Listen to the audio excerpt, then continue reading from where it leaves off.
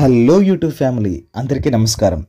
ప్రపంచంలోనే రెండో కుంభమేళాగా పిలువబడే సమ్మక్క సారలమ్మ జాతరకి అయితే వచ్చామండి.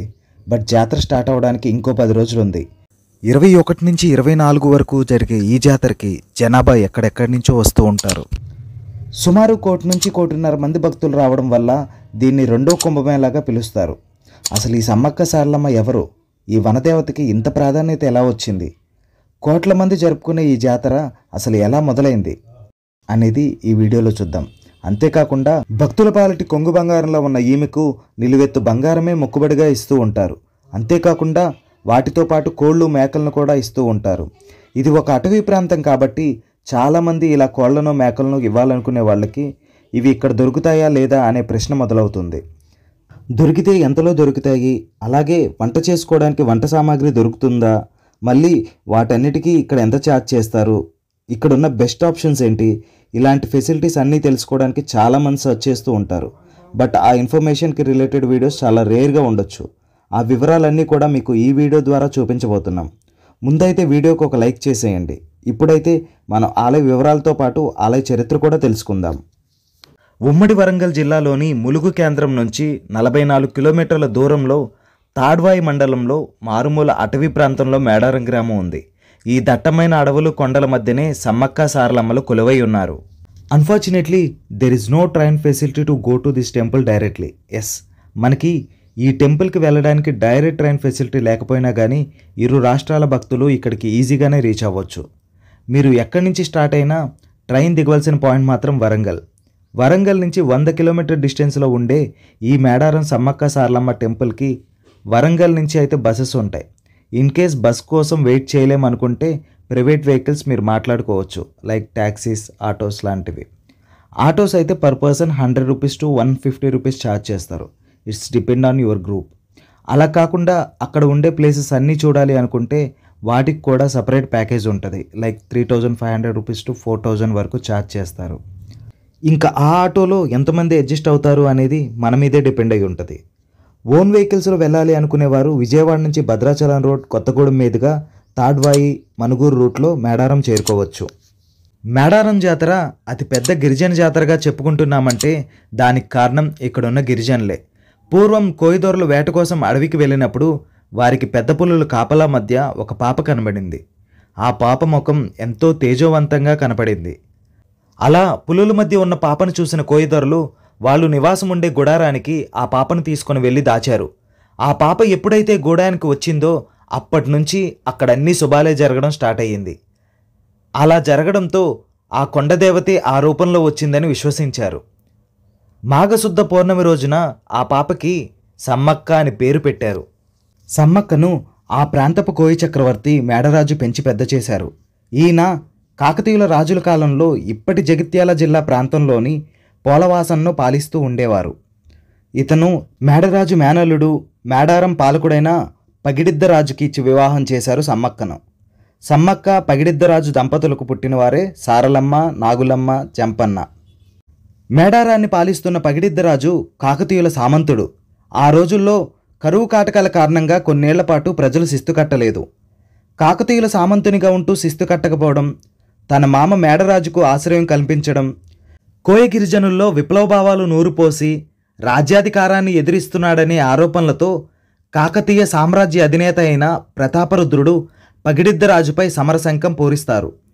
ఇది గమనించిన గిరిజనులు ప్రభుత్వంపై తిరగబడేందుకు సిద్ధమవుతారు. ఓనాడు మాఘశుద్ధ పౌర్ణమి రోజున మేడారంపైకి కాకతీయ సేనలు దండెత్తుతాయి. ఈ క్రమంలో ములుగు జిల్లా లక్కవరం సరస్సు వద్ద గిరిజనులకు కాకతీయ సేనలకు మధ్య యుద్ధం జరుగుతుంది. ఈ యుద్ధంలో పగిడిద్దరాజు, సారలమ్మ, నాగులమ్మ, జంపన్న, గోవిందరాజులు వీరోచితంగా పోరాటం చేసినప్పటికీ కాకతీయ సేనల దాటిని తట్టుకోలేక మేడరాజు, పగిడిద్దరాజు, సారలమ్మ, నాగులమ్మ, గోవిందరాజులు యుద్ధంలో మరణిస్తారు.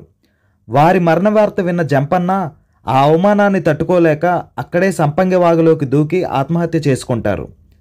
అప్పట్నుంచి సంపంగవాగుని జంపన్న వాగుగా పిలుస్తారని చరిత్రకారులు చెబుతున్నారు. తన కుటుంబం మరణించిందన్న వార్త విన్న సమ్మక్క యుద్ధరంగానికి వచ్చి కాకతీయ సైనికులపై వీరోచితంగా పోరాటం చేస్తుంది.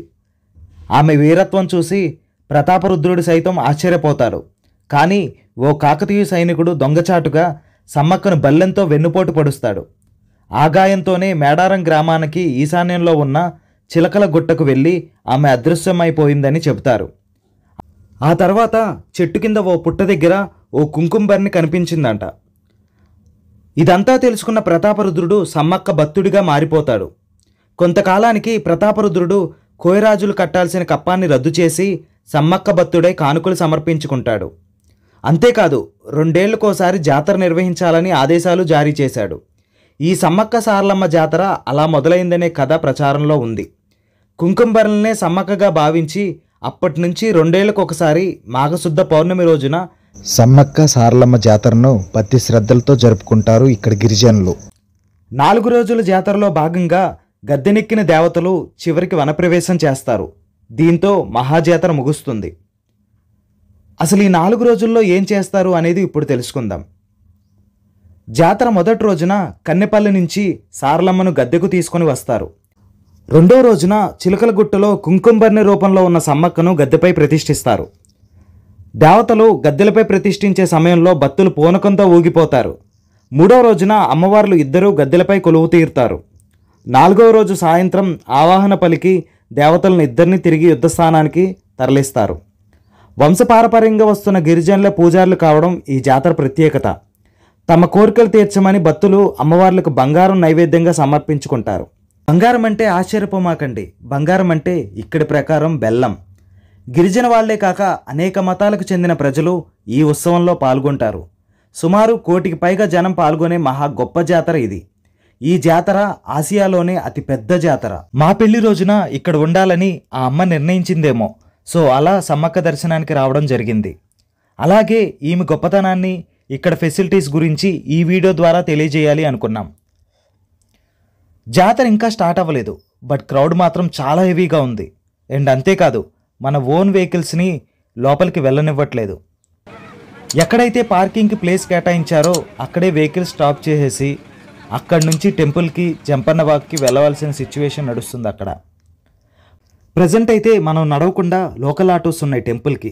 బట్ నెక్స్ట్ 10 days మాత్రం మన కాళ్ళని మనం నమ్ముకోవడం తప్ప ఇంక చేసేదేం లేదు. అంతలా క్రౌడ్ పెరుగుతూ ఉంటుంది రోజు రోజుకి. అండ్ జాతర టైం కాబట్టి ఇక్కడే మీకు అన్నీ దొరుకుతున్నాయి. కాకపోతే ప్రైసెస్ మాత్రం చాలా ఎక్కువగా ఛార్జ్ చేస్తున్నారు. ఎగ్జాంపుల్ చెప్పాలంటే మేము ఒక డ్రింక్ బాటిల్ తీసుకున్నాం, దాని ఎంఆర్పి 85 రూపీస్. బట్ వాళ్ళు మాత్రం మాకు చెప్పింది 140 రూపీస్. నేను కాసేపు వాళ్ళతో ఆర్గ్యుమెంట్ చేసినప్పటికీ వాళ్ళ సమాధానం విన్నాక బాటిల్ తీసుకున్నా. అదేంటో తెలుసా, వీటన్నిటినీ మేము ఎక్కడి నుంచో తెచ్చుకోవాలి కదయ్యా అని. నిజమే కదా అనిపించింది, ఎందుకంటే అదంతా ఫారెస్ట్ ఏరియా కదా. బట్ వాళ్ళ మార్జిన్ చాలా ఎక్కువగానే ఉంది. Anyway, coming to the point, మీకు అన్నీ ఇక్కడే దొరుకుతున్నాయి. పర్లేదులే, ఎప్పుడో ఒకసారే కదా, వాళ్ళు బతకాలి కదా అని అనుకుంటే కనుక అక్కడే అన్నీ దొరుకుతున్నాయి. లైక్ రూమ్స్ కానీ, కోళ్ళు కానీ, మేకలు కానీ, వంట సామాన్లు కానీ, ఎవ్రీథింగ్. కోల్డ్ ప్రైస్ వచ్చి 150 రూపీస్ నుంచి స్టార్ట్ అవుతుంది. అలాగే మేకలు 6000 రూపీస్ నుంచి 60,000 వరకు ఉన్నాయి. అండ్ కొన్ని చోట్ల అయితే మనం తీసుకెళ్లిన కోళ్ళను కానీ మేకలను కానీ మనం కూడా వండే కష్టం లేకుండా వాళ్ళే రైస్ కర్రీ చేసేసి ఇచ్చేస్తారని బోట్స్ చూసాము. ఆ బోట్స్ చూసి నాకే ఆశ్చర్యం వేసింది. బట్ ఇవన్నీ మీకు జాతర టైంలోనే కనబడతాయి. జాతర టైం కాబట్టి ఇవన్నీ దొరుకుతున్నాయి. ఆ తర్వాత మాత్రం ఇవన్నీ మీరు మీ ఇంటి దగ్గర నుంచి అరేంజ్ చేసుకొని తీసుకెళ్ళడం బెటర్. ఇప్పుడేదో జాతరలో అన్నీ చూసేసి అన్నీ దొరుకుతాయి ఇంకేంటి అని దేవుడికి వెళ్ళి ఒక మొక్కేసుకొని నెక్స్ట్ టైం అన్నీ ఇక్కడే తీసుకుందామని అనుకోమాకండి.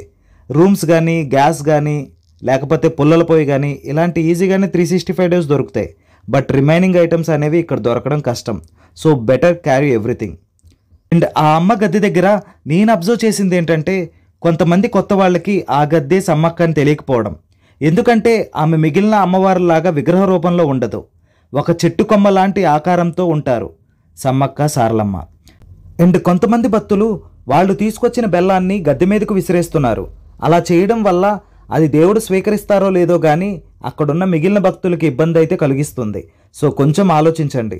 ప్రజెంట్ అయితే జంపన్న వాగులో వాటర్ లేదండి, ఆఫ్టర్ 15th వదులుతారంట. సో అక్కడ ఉన్న ట్యాప్స్లో స్నానం చేయడమే తప్ప ఇంకే ఆప్షన్ లేదు. స్టిల్ మీకేమైనా డౌట్స్ ఉంటే కమెంట్ బాక్స్లో మీ డౌట్ అయితే పెట్టండి, మాకు తెలిసినంత వరకు ఇన్ఫర్మేషన్ అయితే ఇస్తాం. Thank you for watching. Get ready for జాతర.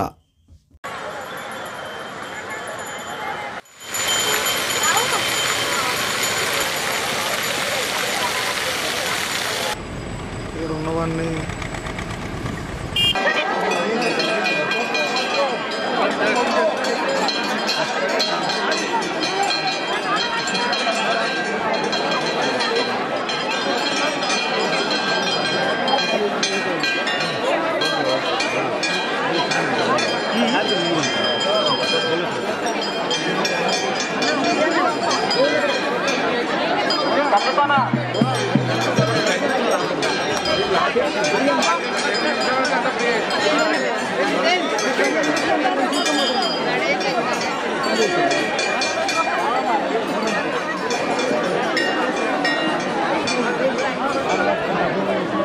రామకొండ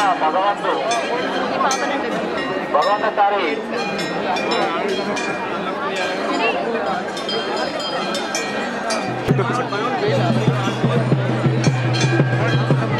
రానుకొండ భగవంతసారి ఎక్కడున్నా రావాల్సిందిగా అనుకుంటాము.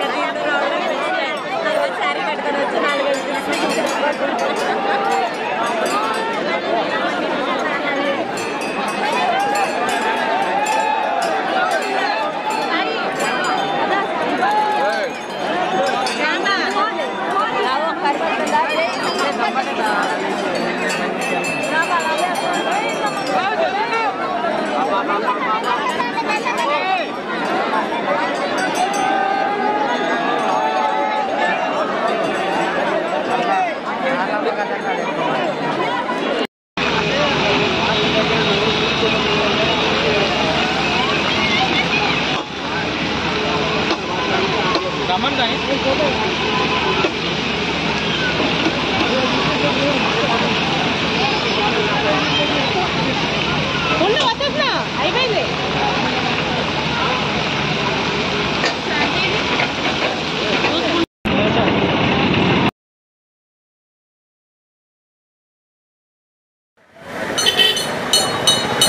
ఇంకో 2 కిలోమీటర్లు ఉంటుందా?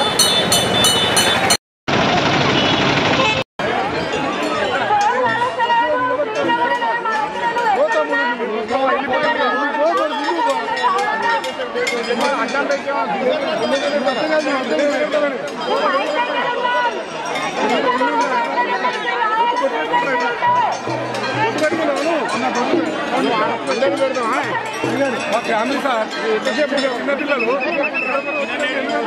వెళ్ళిపోతే అయిపోతుంది కదా.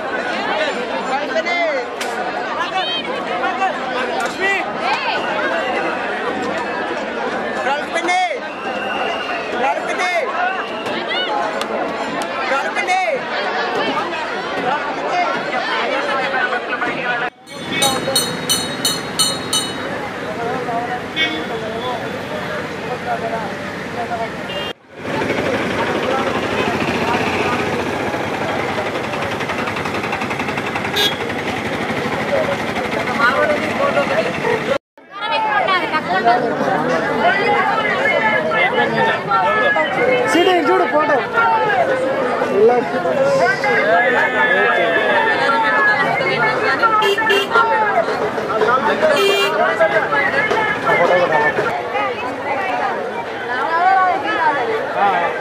ఏమైంది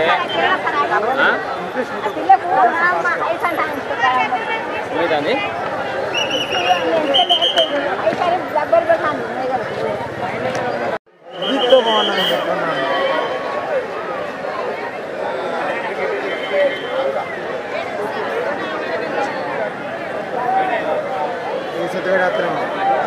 అందుకే కట్ చేసేది ఉన్నది మందు పట్టారా ఫస్ట్ మీరు కాంటే కట్ చేసుకోవచ్చు వేసే రెండు కట్ చేసుకోవచ్చు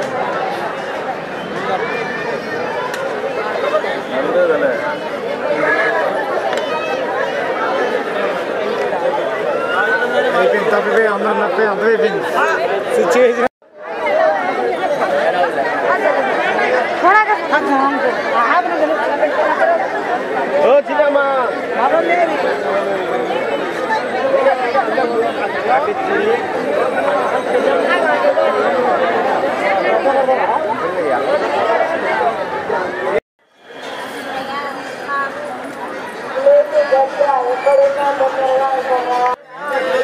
ఉంటా ఛాన్స్